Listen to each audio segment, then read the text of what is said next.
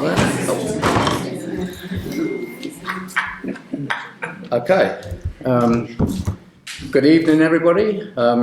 Thank you for coming along to this evening. The first part of the evening is the Annual Parish Meeting. So this is different to a Parish Council meeting.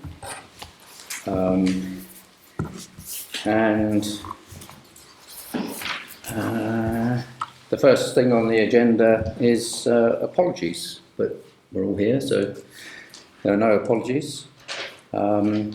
Minutes of the meeting of 29th of May 2025. So I believe these are circulated to all council members. Has anyone got any questions on those? No.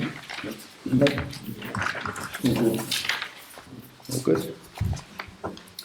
Do you need to sign them now? Sorry, Jesse, can I just be on procedure here?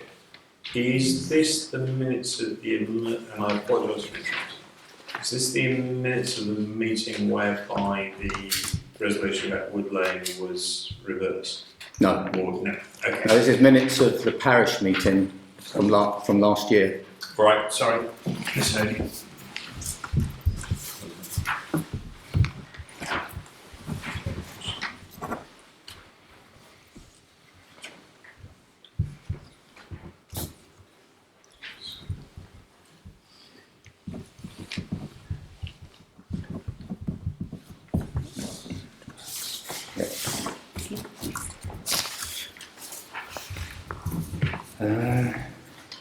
Okay, so number 4 on the agenda is Chairman's Report. So this is the Chairman's Report for the Annual Parish Meeting for Silling Sands, covering the period from May 2025 to the present day. Okay, so to start off, the membership of the Council changed over the last year. We had Nicola Collett and Lynn Parrott, who resigned in November 2025. An election for the resulting vacancies had been scheduled for January 26. However, as Janda Walden and William Parrott stood unopposed, they were duly elected in December 2025. Andrew Jackson resigned in March 2026, and an election to fill this vacancy is due to be held shortly. The locum clerk, Tracy Predith, was replaced in December by our permanent clerk, Mr. Ryan Bennett. And 11 public meetings were held between the Sands Room, Seal Village Hall and Farnham Golf Club, and all meetings were open to the public and advertised on notice boards and the council's website. Councillor Matt Furness is the County Councillor for the Shalford Division and also the Guildford Borough Councillor for Pilgrims Ward, together with Councillor Sally Barker.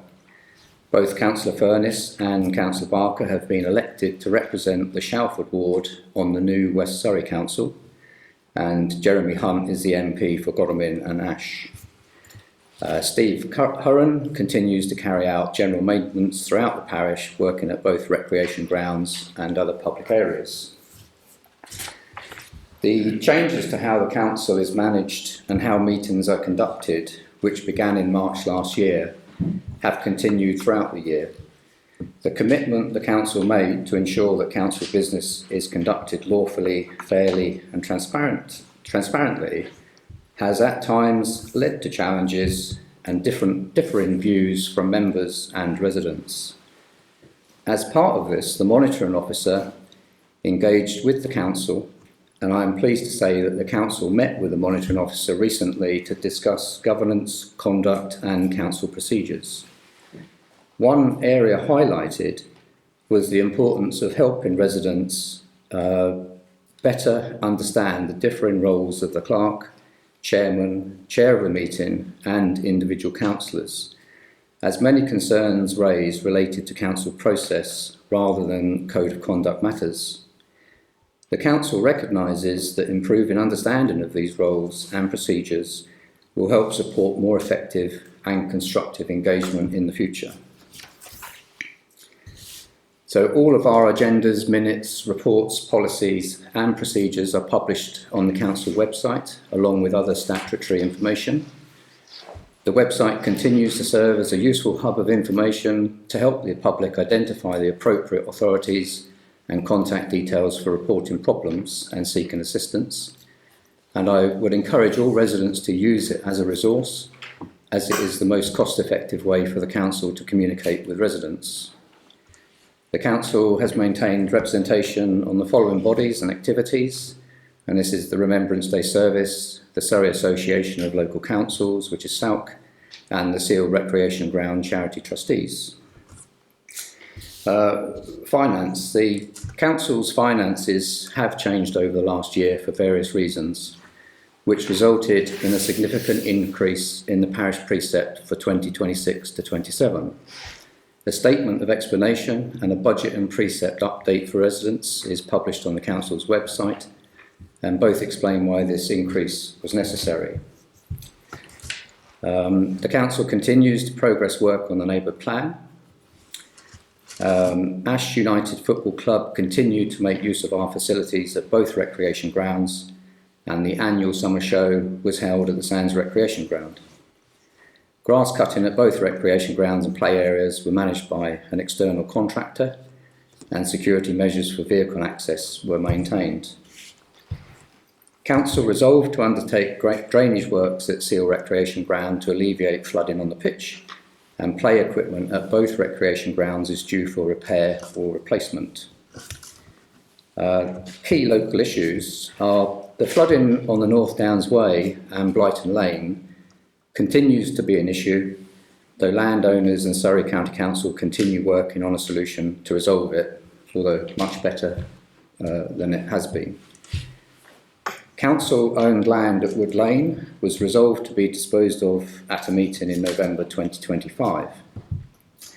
In February 2026, a judicial review claim was brought against the council by Councillor William Parrott on 4 grounds relating broadly to whether the council acted lawfully, fairly, and in accordance with proper process when reaching that decision. Following legal advice and consideration of the potential costs and risks associated with defendant proceedings, the council resolved at an extraordinary meeting in April 2026 to seek to bring the matter to a conclusion by rescinding the November decision.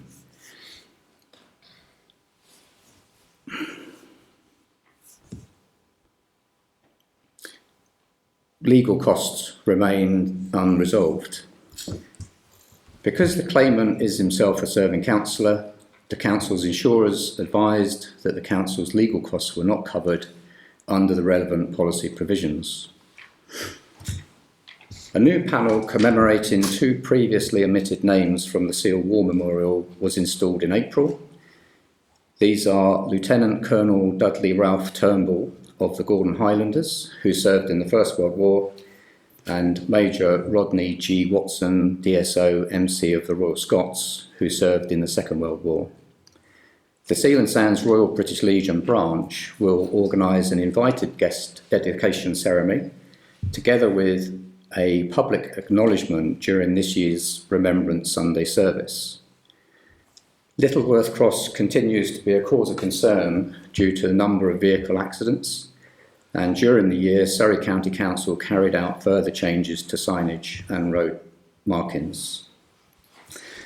I'd like to express my gratitude to all councillors, the clerk, county and borough councillors, our volunteers, including footpath warden, litter pickers, those that act on the Speedwatch team, and particularly Alan Powell for the additional maintenance work that he undertakes for the council, and for the residents for their continued support and engagement.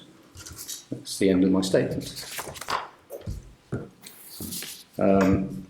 Number 5 is updates from our borough and county councillors, but they have both sent their apologies that they can't make it this evening. So number 6 on the agenda is public questions. So over to the public.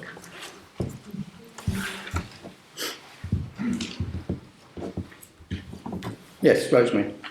I'd just like to say that the past events of the last 2 years have been very difficult for everybody concerned, both the parish council and the residents.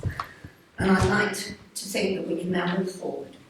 I'd like to ask what the Parish Council can do to help to reunite the village, to heal the rifts and perhaps restore our trust in the Parish Council. Thank you.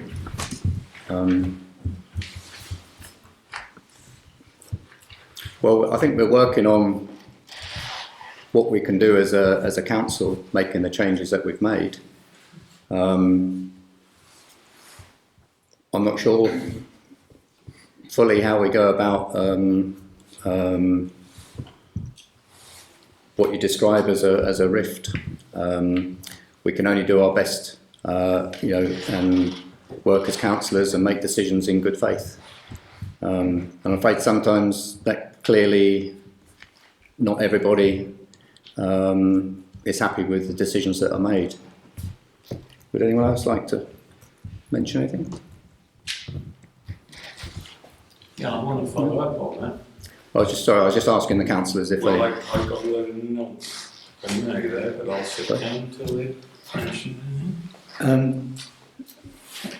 can understand where Rosemary's coming from, and I think one of the issues that we are very much addressing on council now is the ways that we communicate with you as a parish.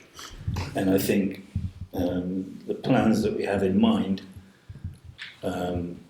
whilst still in their embryonic form, let's say, I think will help, rather than having to perhaps just to rely on website documents.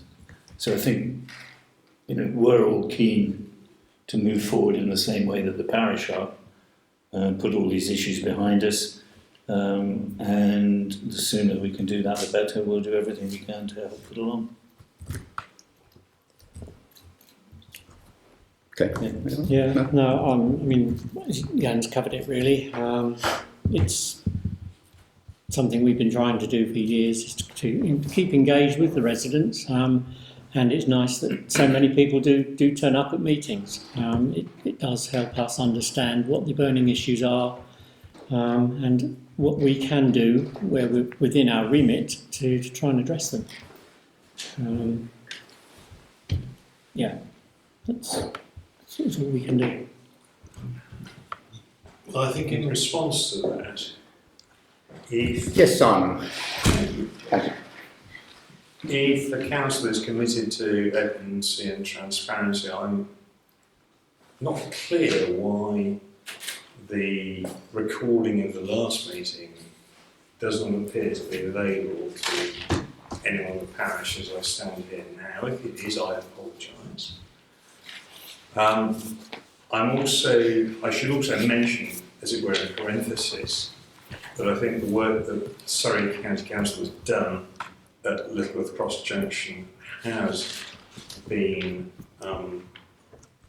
is proving to be more effective. We haven't had as many collisions as we were having, so I didn't want to forget mentioning that. But I gather the council suggested that Mr. Parrott's claim had been resolved by ADR. That is not so.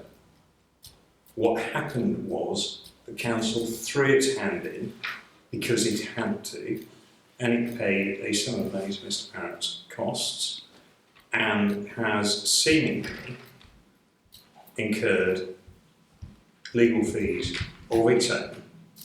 Now, whether the decision be right or wrong is not the point. The point is that the decision was taken contrary to the statement that was issued, I think about a year ago. The decision was taken in a totally unlawful manner. And that is why Mr. Parrott was where he then stood. And that is why public money has been, frankly, frittered away in seeking to defend the indefensible. And I wondered whether the councillors in post at the time the decision was made, which I view Jason Ewan, had anything to say to the residents of Wood Lane who have had to do a lot of heavy lifting to demonstrate the inevitable. If you don't, that's fine, but it's up to you. Thank you, Simon. The recording, I have said on a few occasions now that the recording is made by myself personally. It does not contribute to any statutory requirements for transparency. I'm telling you how it is. It doesn't. You're telling me you're not willing to release it. Have I understood that? No. I'm telling you that the recording is made by myself personally, and I have made all of them available. As yet, the one from the last meeting has not been made available because I haven't had any time to make it available. So I took it upon myself to record all these meetings since I became chairman, and I've made them public. But just to be clear, they do not form any part of the council's obligations under transparency to do that. The minutes do that. And no other inference should be drawn by whether it's up there or not. Legal fees, regarding the judicial review, the legal fees, we are due to discuss in the council meeting about what legal fees are to be paid, is that right? Yeah. So we have not yet agreed fees, and that's as I understand it. You said that the decision was made in an unlawful manner. The judicial review and anything surrounding that, as far as I'm aware, has not proved either way. There has been no judicial review. It hasn't effectively gone to court. The council members at a meeting, I can't remember which one or two meetings ago, resolved to make an offer to resolve it. And what happened from that was that we, at our last extraordinary meeting, rescinded the decision made in November 2025. And that is my understanding of how that was. I mentioned the meeting that we had with the monitoring officer a couple of weeks ago. And in that meeting, she said that with regards to declarations of interest and how the monitoring officer may approach those, and even with DPI interests, and this was previously mentioned by Ryan, that these issues are not black and white. The monitoring officer said that she would treat a person, if somebody working in an institution, say her example was a school, and she said if a dinner lady was a member on the council versus perhaps the headmaster of the school, that she would treat those declarations differently. So to me that does suggest that a non-declaration of an interest is not a black and white issue. Hence why that's probably where we ended up where we are now. And again, I'm relating, I mean, Ian and Jan were there. Will was not in that meeting. He met with the monitoring officer privately afterwards. But I'm afraid that's what she said. So you say it's unlawful, that's your opinion, but that is not the advice that council members were given, or what I would infer the monitoring officer has said in that meeting.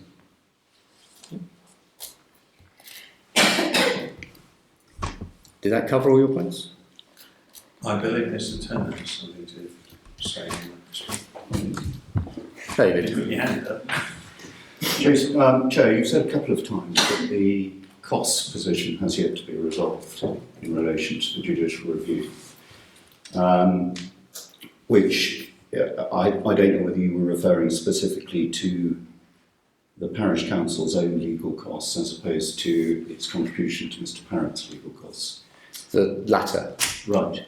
Then I think you have been misinformed or have not been informed, because on Friday your solicitors filed a consent order at court resolving all matters between you, the council, and Mr. Parrott.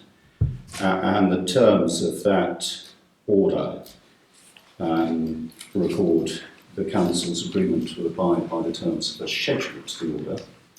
And that schedule provides that the council will make a contribution to Mr. Parrott's costs, which were obviously in a higher sum than the amount of the contribution, but the contribution is fixed in the sum of £10,000.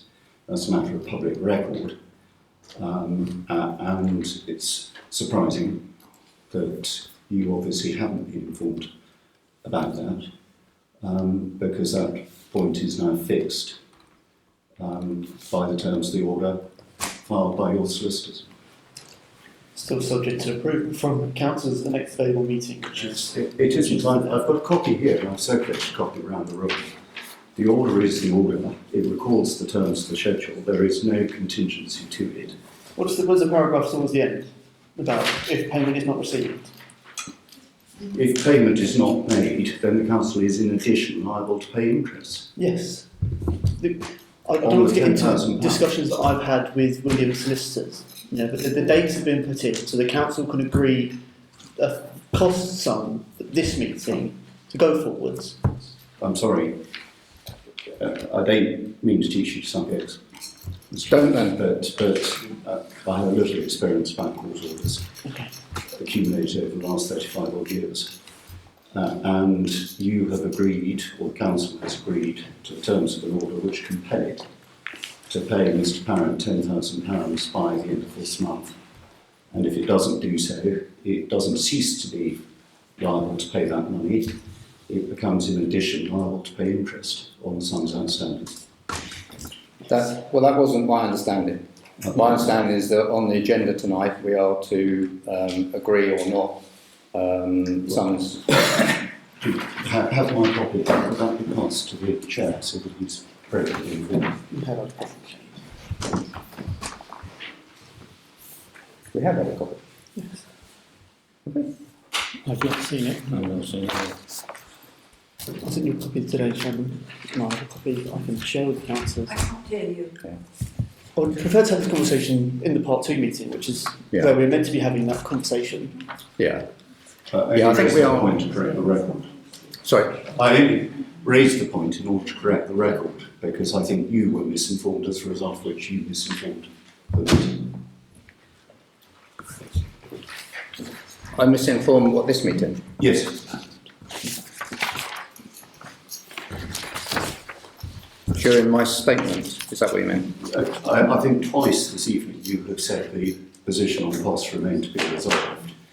And hence my identification of the fact that you have not been informed that actually the position on costs, Mr. Parrott's costs, has been resolved and is recorded in the terms of the order which has been filed at court. Okay, well, we're obviously different on the information that we have. I can only state anything I say is based on the information that I have been given. And I say it under my own belief and good faith. I'm not suggesting otherwise, Chair. I'm not suggesting otherwise. It has been suggested in the past, though. Well, in the past you have, on occasion, for whatever reason, misinformed the meeting. It would not have been on purpose. Again, I can only, if you want to report that, was in relation to whether the council at the time of the April meeting was in the process of engaging in ADR, was at that stage actually engaging in ADR, which at the time it was not. And again, I can only assume you have not been, well, you must have been misinformed, as opposed to not being appropriately informed in order to make that statement. I think it could be that, given that I'm not in the legal profession, I and all council members rely on the advice that we're given and the information that we're given. And I can only base whatever I say on that information. And perhaps on occasion if I've misinterpreted it, but I would always look to say what I say on the basis of the information I've been given, and in no other way. I don't want to mislead anyone because I don't have any. There's no reason for me to mislead anyone, and I'd rather, in fact, all the facts were crystal clear, but perhaps on occasion they're not. Time accepted. Thank you. Andrew, thank you. Yeah, I just wanted to say, the last year, since Councillor Butcher became chairman, I think we referred to, and certainly when I was on the council, we referred to as the reset of the Parish Council. I don't think much of the community, aligned with what Councillor Gordon just said, actually understand how much change there's been from the operations of the last decade to what's been happening for the last year, regardless of how many contentious large issues there are in the community to discuss on a weekly or bi-weekly basis. Now, no one expects everybody to know the standing orders backwards or to tattoo them on your arm, but there has been considerable change, and when that was discussed at the very beginning of implementing that change, which I might add, if we hadn't have implemented that change, then it's continued to implement, there would have been even more issues within the community of transparency and compliance.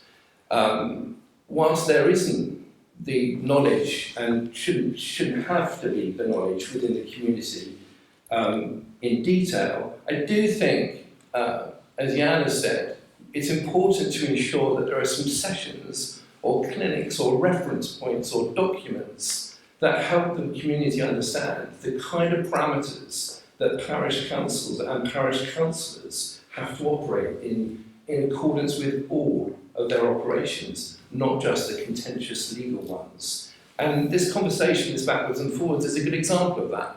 The parish council doesn't always get timely information that maybe a professional organisation will get on a Friday afternoon when it's issued to a court, for example. And the information has been late. Now, I make no excuses, that's just the way it is from a parish council point of view. They're not, paid employees of a commercial organisation. But the change in the way that the parish councils had to operate, that was implemented at the start of the new chairman starting, has been significant. And we understand that at the time, and I'm no longer on the council, but it was understood that that would be difficult for people to go through in the past year and to necessarily understand, but was important to push through with. So I would ask you, if you are unsure about any of those parameters, please ask councillors regularly. Please email them or speak to them face to face when you see them walking the dog or going across the rec. Please make an effort to understand if you're unsure, because it is very difficult and the parameters are very tight. And that's not to say mistakes haven't been made and things can't continue to get better. But that would be my only final observation from maybe a small amount of time I spent on the council post that reset. Thank you, Andrew.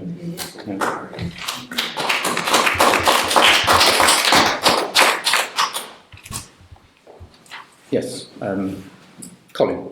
I'm very pleased to hear that Mr. Parrott's going to be recompensed in whole or part. Do you know what the legal costs are so far for the council, perhaps solicitors acting on the council's behalf? And also another point, going back to the last year's minutes, the £12,000 received from Surrey County Council for fencing. Where were the fences erected? Okay, the amount spent so far, it is in the documents that have been published by the clerk so far. I believe there was a payment for £720. So it's 720, but that's including VAT. So we'll have the VAT element come back about £120. Payments to be approved for an additional 13. £1,300 net. Yeah, and another payment of £1,300. So including that or extra? Oh, that's ex-VAT. Yeah. So council's own costs are £1,900 or so pounds. Yeah. The fencing, I believe, was for here, wasn't it? Was Yes, fencing? it was for the fence between the Oh, the golf. Bowls Club, the Bowls Bowls Club Club. and the Sands Rec. £12,000. Um,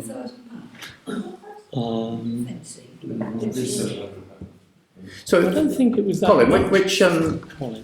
just say again, you're referring to which? The annual reports are June, so June 25, Surrey County Council contributed £12,130 towards fencing. Was that in the previous year that spent on fencing, or towards further fencing projects in 25-26? It's It's in the minutes of the annual parish meeting held on the 29th of May 2025. But that would have been the previous year. It's not clear, but you're right, I think it probably could be. Well, we can't report in a meeting what's going to happen. Yeah. We don't know. It would have been for 24, 25. So, what fencing was erected then? Well, I know that we erected fencing, there was fencing around the play area here, and there was also fencing that was done between the Bowls Club and the play area. Without looking further into it, I'm not sure which would be which. I would assume that it was more likely the play area fencing, because I do remember that was quite expensive. Yeah. Was it the whole of the All the surrounding fence and the metal fencing was either here and or seal. Right, if that's what it was, thank you. Okay. Anybody else have anything to comment on? Or? Yes, please. Are you expecting any other large projects in the next budget, or have you any other bombshells to drop on us? Well, that depends if somebody else wants to bring a judicial review against the council, I guess. The budget includes for what we have foreseen to be the larger items. So that is neighbourhood plan, drainage works, playground equipment repairs, etc. But I don't think there's nothing else on the agenda that I know of that is large expenditure. But obviously things crop up that we have to be able to deal with. But at the moment, nothing that I'm aware of, unless anyone else is aware of anything. No. No. Just seem rather a lot of money on fencing. Somebody made a profit. Expensive fence. That's what I'm quite paid. Well, we had a very small piece of fencing along the edge of the sands room recently, so just along the footpath, and I think that was about £3,500, and we had quotes, so we didn't just pick a figure out the air. So just to put it into context. I think The gates alone at the playground are expensive. Yeah, we just have a plain fence. So. I think the amount of money that Colin was referring to was actually a grant that the Parish Council received from Surrey County Council. I don't know offhand what the overall sum of the fencing cost was, but the fact that we received £12,000 still would suggest it was a reasonable sum of money, but then it is a substantial fence. And all of these things now have to comply with various things. Yeah. Okay. Anybody else? Can I just Okay. ask one quick question? Sorry, Yes. I think your question was two parts. One about the 12,130, and the second bit was, what were your legal costs? Did you answer that bit? We did, yes. About 1900. Oh, right, no, thank you. Okay. Well, on that basis then, I'll draw the annual parish meeting to a close. So thank you everyone for attending that. Just give us a few minutes and then we'll start with the annual parish council meeting.